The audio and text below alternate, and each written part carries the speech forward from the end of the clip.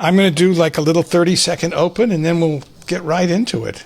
All right? Unless you have any questions at all. No, it's just an honor to be here. I know you're a legend in the industry. So I worked in TV for a long time. So thank you for having me. Well, thank you. As my mother said that, and $4 will get me a cup of coffee. 1, 2, 3. This is my theory of how to enjoy your life incredibly. I think it's better to love something so much you do it for its own sake and also for the wonderful people that you're playing with. Your reputation to the moon. You were a legend. The first lady of York Philharmonic on double bass. To play the double bass in an orchestra, you're a support for what else is going on. This is why I became a musician. You're creating something together, which is better than something alone.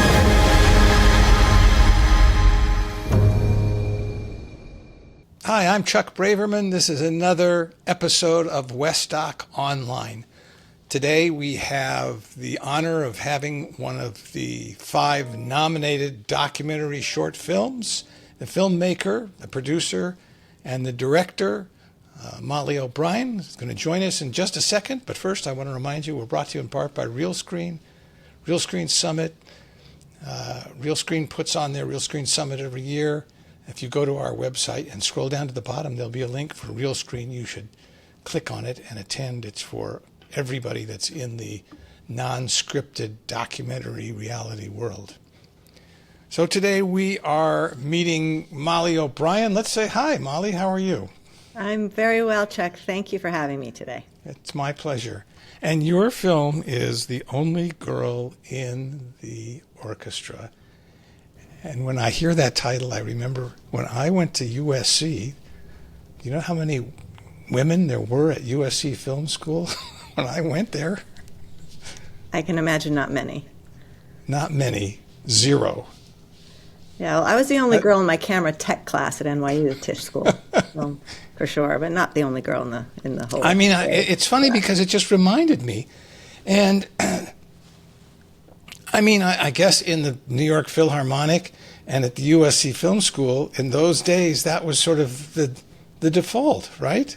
Absolutely, yeah. Women weren't supposed to be making movies or playing the double bass in the New York Philharmonic. So before we get too far down, I have to ask you this silly question since I'm not a musician, but what's a double bass as compared to a bass? Is there a difference? There isn't a single bass. A double bass is the same. It's a stand-up bass. It's the same bass that you see in a jazz quartet. It's the largest string instrument on stage in a symphony, but it's called a double bass. I don't actually know the origin of that name, which I should find out because you're the second journalist to ask me that question in the last week. Well, you mentioned it several times in the film itself, and I thought, oh, it's a double bass. You know, like.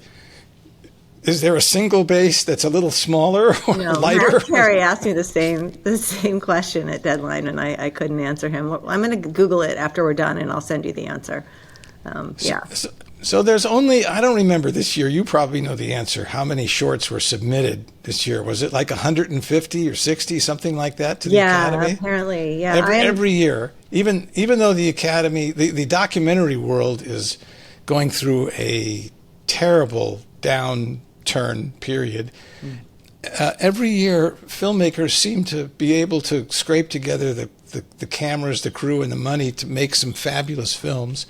And you certainly are one of, let's just call it 160 films that were submitted to the Academy, and then you made the short list, and now you got nominated, which I think is life-changing. Really, the nomination itself is life-changing. It's great. Well, from your mouth to whoever's ears, I hope that's true. And I assume for sure you're coming out to LA, right? Yes, I'm here now. Yeah, we had a screening last night at the Motion Picture Television Fund in Woodland Hills. We're having a lunch on Friday. Yeah, I'm here. I'm here shaking. It's funny because I always ask, where are you speaking from? So are you in a hotel room? I am in a hotel room in West Hollywood. So I know that Orin O'Brien is your aunt, but how did this film come about? It's a good question. It came about very slowly. I've wanted to make the film for over 10 years, and every time I asked Orin, can I make a documentary about you? She said no. She was too busy. She was touring with the New York Philharmonic. She was teaching at 3 conservatories 10 years ago, Juilliard, Manhattan School of Music, and Mannes School at the New School in New York City. She also had private students. So legitimately, she just didn't want to have the extra burden of having a camera crew following around. And as you can tell when you watch the film, she doesn't want the added attention. She really, truly, deeply did not want the spotlight. It's one of the reasons why she chose the double bass and not a violin. So, but I kept asking. It was, I know listeners can share this. That you just wake up in the morning and you're thinking about it. You're going to bed and you're thinking about it. You're at dinner with a friend and that documentary, I really should try to do that. So I just kept asking. And she finally said yes when it was clear that she wanted to retire. And so I was able to cover that year and a half of transition where she moved out of her apartment and retired after 55 years in the New York Philharmonic. You know, I watched the film a second time yesterday, and it struck me, being in the Philharmonic, really something and all that, but leaving the place where you've lived, for how many years was she there? In the same apartment? Over, about the same amount of time, over 50 years, yeah. And for somebody who was a senior, and she's in her 80s, right, that must have been, all, everything else aside, that must have been earth-shattering in a way, just to leave and go any place, even if you were checking into the Four Seasons, which she wasn't, but... No. But she couldn't have just taken that wall that had that was sort of rotted and need repaired and get it fixed, but she had to get out of there. I mean, as anybody who's been a New Yorker for any amount of time knows that there's these rent-stabilized apartments that are very hard to come by in New York City, and Orin had one of those. So her rent was very, very low for many, many decades, but she was also on the top floor. And if anybody, also all the New Yorkers out there know, if you have a rent-stabilized apartment, your landlord wants you out so that they can renovate it quickly and sell it at market value, which would be, 10, 20 times more per month than what Orin was paying. So the landlords just didn't repair anything. And eventually, the leaks on the top floor got so bad that this black mold started growing. And there was one closet that was so full of it that it was very toxic and very dangerous. Well, we were wearing masks. The crew was wearing masks, not only because of the pandemic, but because of the black mold spores in there. She had to get out, unfortunately. That's just, the tenants' rights they're weaker every day, right? Although there's a price to go along with the cheap rent, I guess, right? But affordable housing is anyway. That's another issue we could get into. But she was able to buy an apartment at 84 years old because she had saved quite a bit of money, and so I helped her do that over on it's just only about 4 blocks away. So it was very difficult for her. But she ended up moving just about 4 or 5 blocks away, and her dance card is full every week. She's got visitors. She's got a really wonderful life. So she's going to be fine. And the sequence of just moving the piano itself, you probably could have made a film out of that. Because that was horrifying just to see those guys tearing that piano apart. It's like ripping the piano. It's like they're ripping her heart out of her chest. I was waiting to see the shot of the staircase, them pushing the piano up the stairs like Laurel and Hardy. Yes. Well, or the Silver Lake staircase. But for me, it's that reoccurring scene in movies where the piano goes out the window with the crane. I kind of was hoping for that, but that didn't. How long did it take to shoot? How many hours of footage did you shoot, and what was the editing process like? Well, my editor, Monique Zavatosky, her parents were musicians at the Met, so they knew Orin. And we approached it in steps, like a lot of documentary films. You shoot a little, you edit a little, you shoot a little, and you edit a little. We had the luxury of doing that. We were lucky enough to have enough funding that we didn't sort of impose artificial deadlines. We sort of would shoot and then edit and see what we needed. The pandemic got in the way. So it all took probably around almost 3 years. So 2021 we started, and we premiered in the end of 2023. And I'd say that there's probably around 60 hours of footage that we shot and hundreds of hours of archive, which we had to comb through because the cameras don't often fall on the double bass section, I have to say. They're usually on the flutes and the violins and the soloists. And so finding Orin in that vast sea of New York Philharmonic archive was a real task. What's your background? I am a documentary filmmaker and have been since the beginning of my career, since I left college. But I've mostly earned my living as a producer. So in the last few years, I produced a film that Errol Morris directed called Separated. I produced a film that Nicole Newnham directed called The Disappearance of Cher Height. Which we did a Westdoc episode on. Yeah, she's Which terrific. is a fabulous film. I've worked with Julie Cohen as a producer on her film Everybody, which was a Focus Features release, et cetera. I also worked in reality television. I have an Emmy for a series called American High that R.J. Cutler directed way back in 2000 or so. So I've been doing this a long time. Yeah.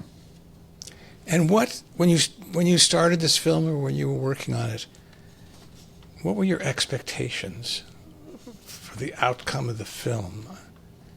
Assuming that you knew it was going to be a short, or did you not know it was going to be a short? Or I wanted to make a feature, and I had designed, a plan to follow Orin on her final year with the New York Philharmonic, her last year on stage at Lincoln Center, the last tour of wherever they went that summer. But the pandemic happened, and there was no final concert. There was no final year. So it turned into a short based more around her teaching, her fantastic philosophy of music and life, and her transition from full-time professional professional musician to teacher, mentor, retiree, and hostess. She's cooking and having people over all the time and conversations. You saw a lot of people just come and visit her and hang out now. And she didn't have time and for at that. one time you were head of the documentary unit at NBC News. Is that right?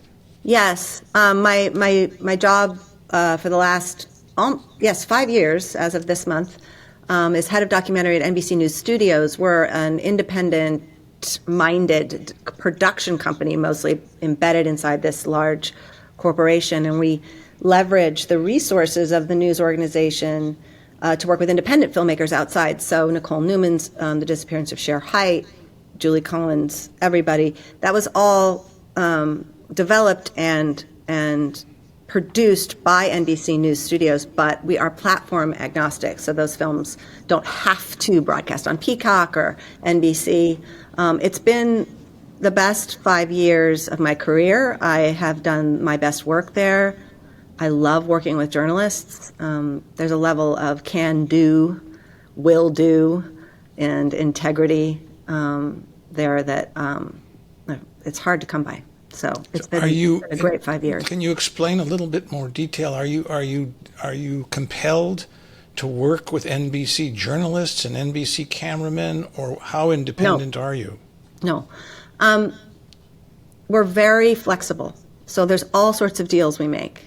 So for Nicole Newman's The Disappearance of Cher Height, there was a woman in our development department named Erica Fink who read the New York Times obituary. Cher Height dies. She wrote the 30th best-selling book in the world, and we'd never heard of her, or Erica had never heard of her. She's a couple decades younger than I am, and she was confused. She's a well-educated young woman. Why don't I know who the author of the 30th best-selling book in the world in history is?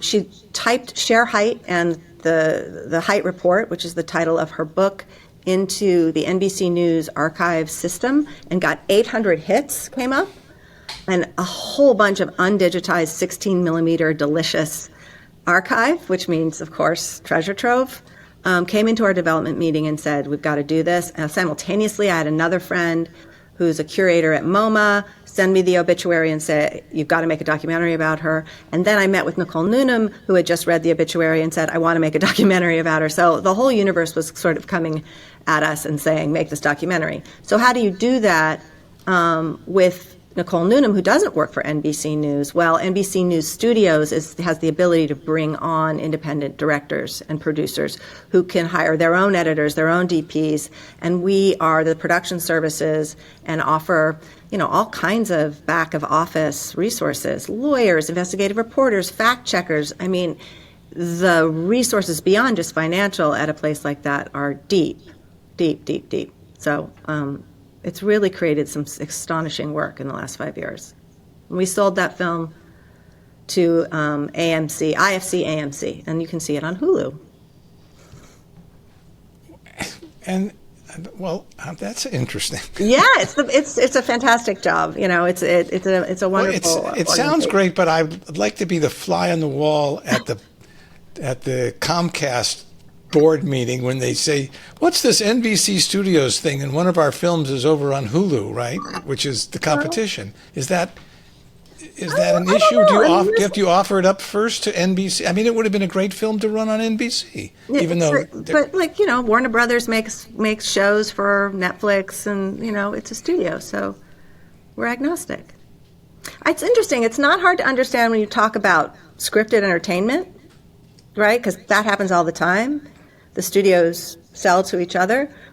But somehow with documentary and nonfiction and news, there's this, I think there's this old competitive kind of residue left over from who scoops who, or I don't know what, the sort of ABC versus NBC competition, which just, it can't exist in documentary like that. We have to work with each other. We need to spread the risk. It's just too hard to do all by yourself. And we're not trying to scoop each other in documentary, at least. Not all of us. How many employees are there at NBC? Seven or eight. It's very and are you small. at 30 Rock? Yep, 19th floor. How great. Yeah. I must say, I think it's unbelievably fabulous. Thank you. But let's talk about The Only Girl in the Orchestra, which is on Netflix. Well, so that brings me to my next question. Thank you for the transition. How and when did Netflix get involved? So we premiered at Doc NYC, and then we approached Cinetic, and there's a young woman there named Isadora Johnson, whose mother is a composer and conductor, and she fell in love with the film, and she said yes to being its sales agent, and she approached Netflix, Chloe Bai and Adam Del Deo and all of the creatives there, and they picked it up probably maybe 2 or 3 months later. And we did about 11 or 12 festivals that year. You should get an Oscar just for the fact that nobody is murdered in the thing and you don't have any superstars and you sold it to Netflix, right? Yes. Thank you. I'll take it. Because as you, I'm sure, are very much aware, and I'd love to hear you address it to some degree, not to get off the subject of the film, but the fact that the documentary world is in a downturn right now. What are your feelings about that?